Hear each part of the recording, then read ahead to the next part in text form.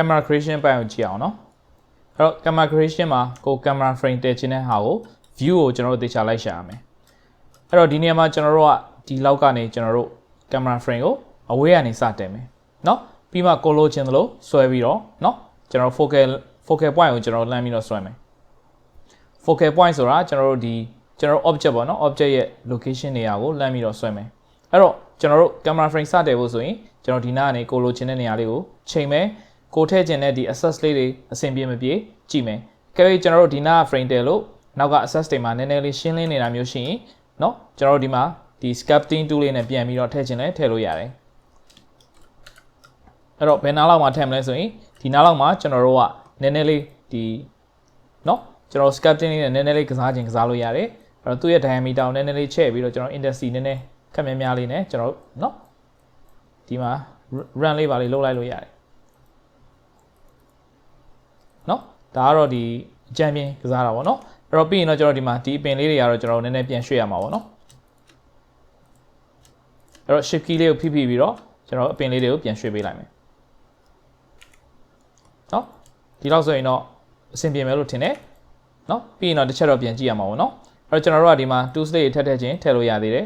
နော်ဒါလေးနဲ့အပင်လေးလိုက်ထည့်လိုက်လို့ရတယ်အဲ့တော့ဒီမှာအပင်တွေက color တွေကနော်ရောနေတယ်အဲ့လိုမျိုးဒီတိတ်အဆင်မပြေတဲ့ color တွေကိုကျွန်တော်တို့ဖယ်လိုက်လို့ရတယ်เนาะဒီလိုစိမ့်နေတာလေးတွေကတော့တိတ်ပြဿနာမရှိဘူးเนาะ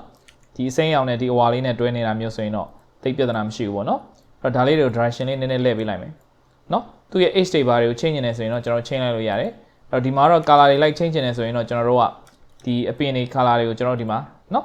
လိုက်ပြီးတော့ကျွန်တော် autumn ဆို autumn like change လိုက်လို့ရတယ်အဲ့တော့ဒါကတော့ကျွန်တော်တို့ဒီထည့်ထားတဲ့အပင်တွေကအရင်များတော့ကျွန်တော်ဒီ scene grab မှာပြန်လာရှာလို့ရတယ်အဲ့တော့ဒီမှာကျွန်တော်ထည့်ထားတဲ့အပင်တွေကိုကျွန်တော်တို့က shift key လေးနဲ့เนาะဒီလို select မှတ်ပြီးရင်လည်းကျွန်တော်ဒီ property မှာလာပြီးတော့ကျွန်တော် autumn ဆို autumn ပြောင်းလိုက်လို့ရတယ်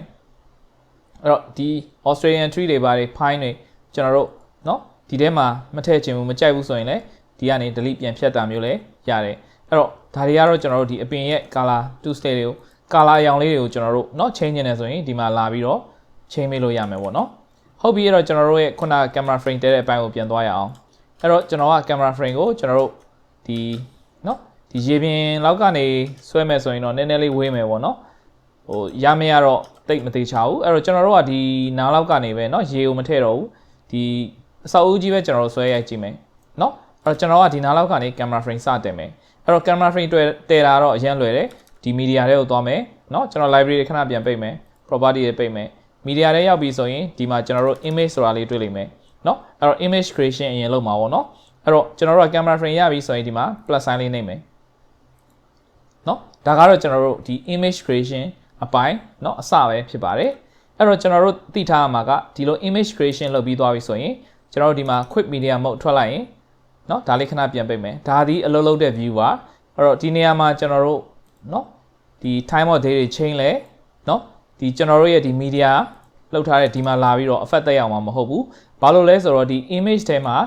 frame တည်ပြီးသွားပြီဆိုရင်ဒီ image ရဲ့ setting မှာပဲလာပြီးတော့ time တွေ environment တွေ lighting တွေเนาะ color grading တွေဒီထဲမှာပဲလာချိန်ရမှာဖြစ်ပါတယ်အဲ့တော့ဒါလေးကိုတစ်ချက်သတိချက်စေလိုပါတယ်ပြီးရင်တော့ကျွန်တော်တို့ဒီ camera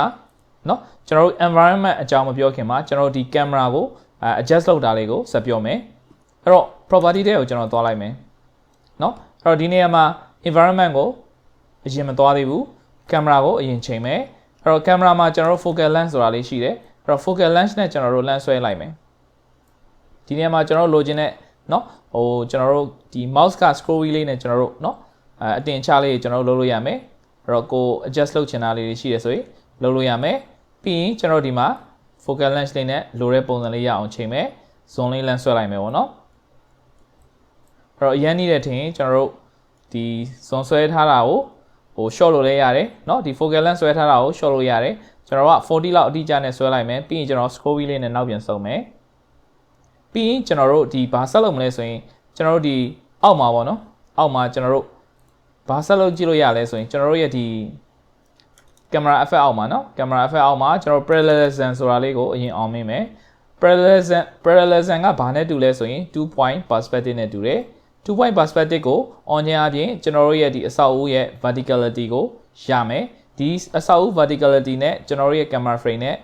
အတိအကျအတည့်ရမယ်ပေါ့နော်ပြီးရင်တော့ကျွန်တော်တို့ဒီမှာဒီ composition overlay မှာတော့ကျွန်တော်တို့က grid line လေးတွေ on ထားခြင်းနဲ့ဆိုရင် grid line လေးနဲ့လည်းကျွန်တော်တို့ adjust လုပ်လို့ရတယ်အဲ့တော့ဒီနေရာမှာကျွန်တော်အပေါ်နည်းနည်းမော့မယ်ဟောဒီအပေါ်ကကောင်းကင်ပြပြလေးနည်းနည်းထည့်မယ်နော်ဒီတိုင်းလေးအဲ့တော့ကျွန်တော်တို့ကဒီ drone နဲ့ရိုက်တာပဲဖြစ်တစ်ခုခုနဲ့ရိုက်နေတဲ့အနေထားရောက်သွားတာပေါ့နော်အဲ့တော့ human ရဲ့ height တော့မဟုတ်တော့ဘူးနော်ဒီအလယ်လောက်ကနေလှမ်းပြီးတော့ရိုက်သလိုဖြစ်နေတယ်အဲ့တော့ဒီတိုင်းလေးကျွန်တော် camera frame တည်လိုက်မယ်အဲ့တော့ camera အပိုင်းမှာကျွန်တော်တို့ဒီ focal length ချိန်တာရှိတယ် depth of view တွေထည့်ချင်တယ်ဆိုရင် depth of view ထည့်တာရှိတယ်ဒီဘက်မှာကျွန်တော် depth of view ကိုမပြောသေးပါဘူး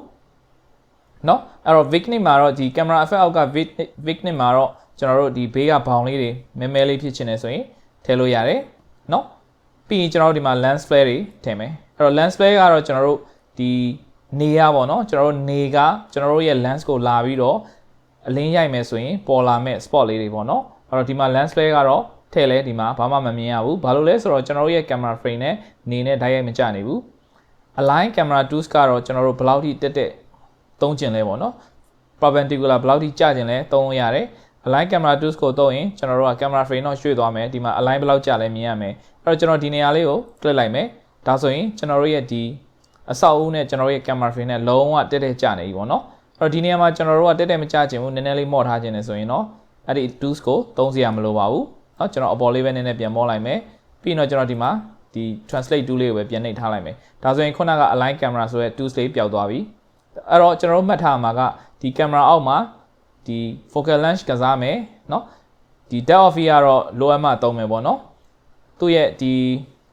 align tools လေးနဲ့ကျွန်တော်တို့ align တက်တက်လုပ်ချင်တယ်ဆိုရင်သုံးလို့ရမယ် parallelism ကတော့ 2 point perspective on တဲ့သဘောပဲအဲ့တော့အပေါ်ပေါ့เนาะကျွန်တော်တို့ဒီ drone view တွေเนาะဒီ bird eye view တွေကနေရိုက်မယ်ဆိုရင်တော့ကျွန်တော်တို့ဒီ sky view ကနေရိုက်မယ်ဆိုရင်တော့ parallelism ကတိတ်ပြီးတော့အသုံးဝင်မှာမဟုတ်ဘူးเนาะဘယ်အနေထားမှာအသုံးဝင်လဲဆိုရင် interior image တွေcreation လုပ်တဲ့အခါမှာဒီ parallelism လေးကအရင်သုံးဝင်ပါတယ်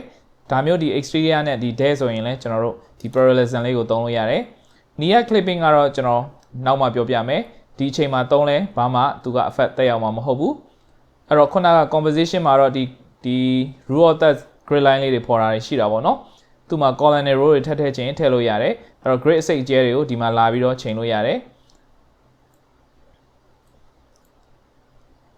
ဒါတွေကတော့တိတ်ဘာမှမဟုတ်ဘူးအဲ့တော့ safe area ကတော့ကျွန်တော်တို့ဒီမှာเนาะဒီကျွန်တော်တို့ရဲ့ frame ဘယ်လောက်ဒီထဲမှာဘယ်လောက်ဝင်နေဒါလေးပေါ့เนาะ safe area လေးတွေကျွန်တော်တို့သတ်မှတ်ပေးလို့ရတယ်အဲ့တော့ action safe တွေဒီမှာကျွန်တော်တို့သတ်မှတ်ပေးလို့ရတယ်